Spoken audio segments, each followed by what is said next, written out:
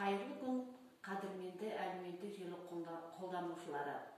Елбасы Нұрсұлтан Әбішұлы Назарбаев болашаққа бағдар рухани жаңғыру атты бағдарламалық мақаласында әрбір жұрт тарихтан өзінше тағылым алады.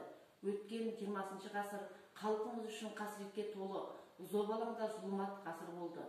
Біз тарихтың сабағын айқын түсінуіміз керек деп атап өтті. Наурыз шуағы мейрамын тойлауға арналған тұжырымдамаға сәйкес, бүгін 17 наурыз тарихқа тағзым күні.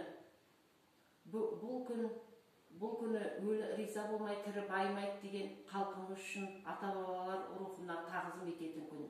17 наурыз тарихқа тағзым күні оқырмандардың санасын ұлттық құндылықтарға сіңіру, олардың ұлттық рухпенен тәрбиелеу, сондай-ақ тарихын білуіне, еліне, жеріне деген сүйіспеншілігін арттыру мақсатында тарихқа тағзым күніне арналған әдебиеттер көрмесін ұсынамын. Біздің тарихымызда қасиетті сәттер мен қайғылы оқиғалар, сұрапыл соғыстар мен саяси қуғын-сүргіндер аз болған жоқ.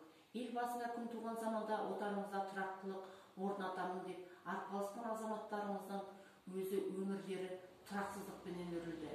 Ел тұрманында жастанып жатып, ел үшін ерлік қылды. Сондықтан олардың рухы мәңгі өлмейді. Бұл күн өткен ғасырдың басында тәуелсіздік идеяларын халық арасында дәріптеуге зор еңбек сіңірген, азат жолында құрбан болған, әр елге қызмет етудің озық үлгісін көрсеткен алаш қайраткерлерінің есімін ұлықтауға да өте маңызды.